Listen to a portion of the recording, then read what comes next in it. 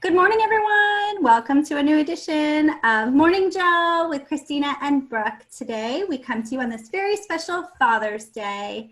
To all the dads out there, I hope you have an amazing day and you get taken care of in every way that you deserve.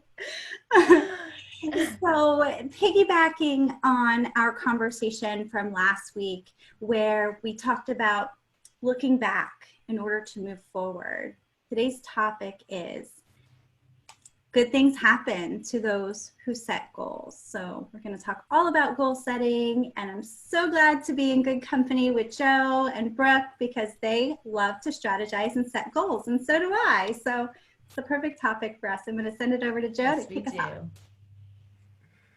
I love how you put that because I'm not sure I love to strategize. It's certainly not something that comes naturally to me. I think this is where my mind first went when thinking about us talking about this was like that this is not something that comes natural. It's not my default. I wasn't a planner when I was a kid. I was a hot mess when I was in school. Wasn't a good student, never knew what way was up and what way was down.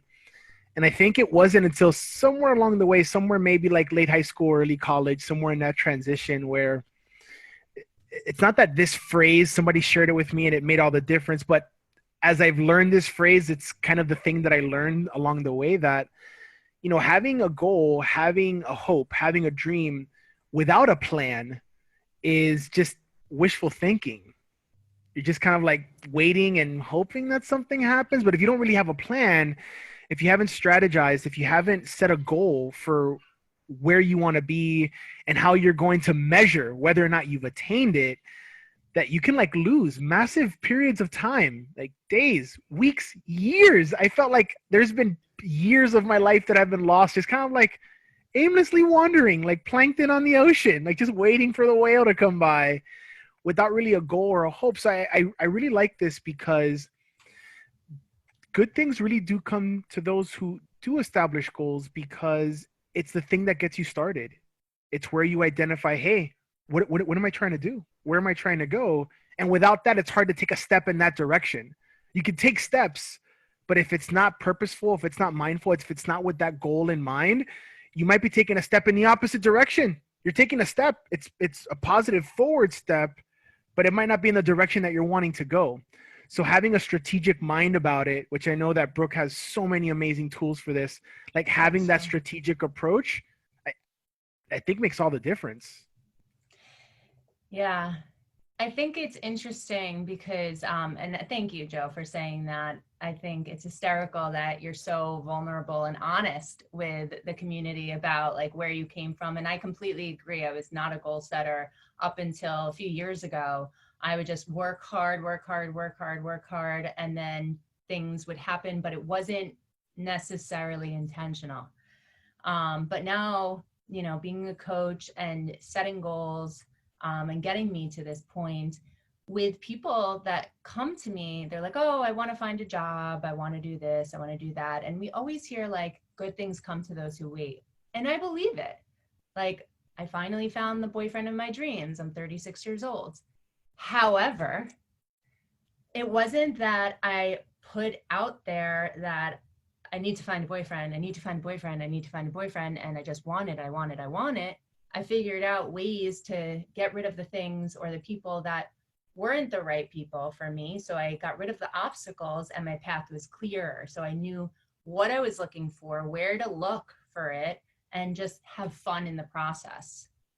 So when you're thinking about the next job or the next relationship or the next body weight goal, you know, you have to not only plan your goal, but think about the obstacles along the way that you're not willing to be okay with, that you have to kind of, all the noise that you need to cancel out. That struck such a chord with me. Just thinking back to a couple of students that I've worked with where this was the exact conversation we had. Like, hey man, you're saying you want this. This comes at the cost of that. Are you cool with that? Are you cool with letting that go? Because if the answer is no, then you really don't want this, whatever this thing is, right? And I think this might have been, Brooke, you and I might have been talking about this exact thing not even 10 minutes ago. Right.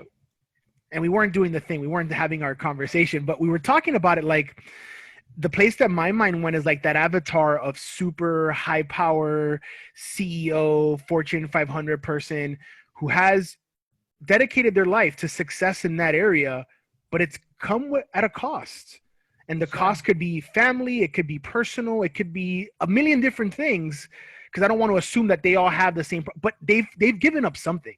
They've had to sacrifice something, and somewhere along the line, they had to be okay with making that sacrifice. So that might not be a bad place to start, right? Or to at least have as a part of the process is, I have this goal. Yes, of course, we all want to be healthier, thinner, make more money, have a happier, whatever. They're all going to be similar.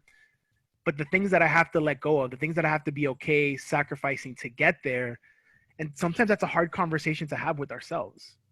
Sure. It's absolutely a hard conversation to have. And so many of us also are people pleasers, right? So we want to say yes to everything along the way, and that just derails us. So when you set the goals, like you were saying, Joe, you have to come back to it and think about, how much time do I actually have to say yes to these things? Is it going to derail me from my goal?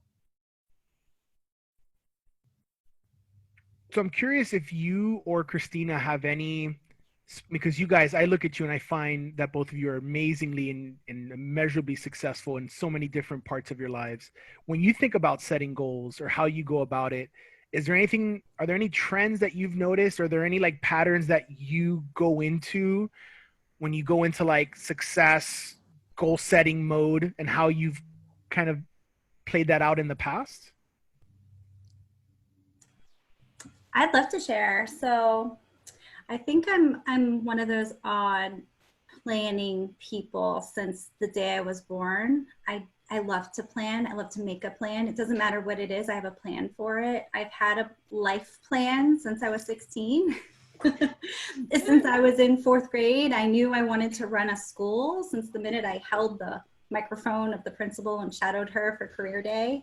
I just knew. And so my whole life has been planning for what I want to do. So for me, it's writing it down. And I've had a physical, and I have the notebooks from when I was 16 where I would write down, like, this is what I'm going to do in 5 years. And then break it down to, okay, what do I need to do to get there in 5 years this year? And then build on that and reassess and be flexible with those goals, because sometimes the 5-year goal that you set for yourself when you're 16 for 21, it changes for most people, not for me. I'm boring like that. But it could change. And so what those details look like to get you there might also change too. So exactly what Joe's saying, like you have to weigh, what are you giving up to pursue this goal? Are you giving up family time? Are you giving up personal relationships? Are you giving up, whatever goals you're setting? They all have to align and be in line with that big vision. So I'm a big fan of 5-year planning and then working backwards and doing the 1 year. And then in that 1 year, your monthly and weekly, and then down to your daily goals. Like, okay, are the things I'm doing on my calendar today going to get me to where I want to be next year and in 5 years? Yeah. It's interesting, Christina, to piggyback on what you were saying, the book Think and Grow Rich, he talks about it's not only discipline. So that is, blocking out the noise and making sure that you are focused on your goal, but it's persistence, right? So you set the goal. The plan may not end up being the same. You can change the plan, but hopefully the goal stays the same, right? But then there's distractors. You try to stay focused, and then you just continue to move forward with it, whether it's waking up early, not waking up early, blocking off the time in your schedule, whatever, but persistence pays off, right? We've all heard that. So you can do whatever you want, like you said, Joe, but you have to be persistent along the way. Yeah, and something Christina said I thought is so important, which is the idea of like giving yourself the space to reevaluate those goals. Because, and I don't know, maybe this is just me, hearing what Christina said a few minutes ago gave me hives. And her and I have had really funny conversations about this, where she's like, oh, but what's your 5-year plan? I'm like, 5-year plan? I don't even have a 5-minute plan. Like, I'll let you know in 5 years what my plan is. Like, I don't know. And this disconnect of her looking at me like I'm a crazy person and me looking at her like she's a crazy person, because we're just very different when it comes to this. But giving yourself the liberty of reevaluating goals, because I know for me, sometimes I have a tendency of establishing goals for myself a little bit spur of the moment without really giving it a lot of thought. And providing yourself enough wiggle room, like after some time, after some trying, of being like, is this still a goal that matters to me to the level that it did when I first established it? Like, I think of people who, like, for 20 years have been desperately trying to lose the same 10 pounds. And it's like, that's great. It's a good goal. But for the energy and effort, is it okay to let go of that goal? Or is it still something that's worthwhile for you? Is it still matter as much to the 50-year-old you, 40-year-old you, 30-year-old you as it did the 20-year-old you or the 15-year-old you? And it's okay for the answer to be no. It's okay to say, hey, the 15-year-old me really wanted to be a doctor, and the 25-year-old me in medical school is like, this is not for me. That's totally okay. There's room for that. In fact, there's danger in the other way, which is having the 30-year-old you be beholden to the 15-year-old you. Like, there's a danger there. And it's okay. It's okay to be flexible. It's okay to reevaluate and reassess. Yeah, that's a lesson I had to learn. I like to check off my goals. Like, okay, so I set this crazy goal when I was 10 years old. Time is ticking. I'm at the 30-year mark and I didn't do that goal. And I had to learn to be okay with saying, okay, that wasn't in the cards for you, or you chose a different plan, a different path. You didn't want to give up the things you had to give up. You didn't know what you didn't know. Now you know it, and it's okay to cross it off and say, I didn't fail here. I chose a different path. And so, yeah, giving yourself that grace and flexibility. I love that. And recognizing when things aren't working. Cool. I love this topic. I could be here all day. You guys know that. Like, okay, everybody, get out your notepad. Picture the you from 5 years from now. All right, what are you gonna do about it? And also surrounding yourself with people who are in line with those goals, and set up checkpoints to say, like, hey, can you just ask me about this next week? I really want to do this, but it keeps falling off my radar. Can you check in? Brooke's really good at that. Can you make sure I did this by next week? Because if you know you have to answer to somebody, then that comes into that whole people pleaser thing that Brooke was mentioning, right? So if you know that you're going to let somebody down, or someone's going to check in on you about that goal, then you're more likely to accomplish it. So thank you to both of you for being my accountability partners. Appreciate you. Thank you for being our friend. Who knew goal setting could turn into a love fest? Any final remarks before we close today's session? Just, I like what both of you said, like, don't be hard on yourself, have fun along the way, enjoy the process. And when you stop enjoying the process and it's not aligning with what you thought it was going to be, reevaluate weekly, reevaluate daily. Hourly. Hourly.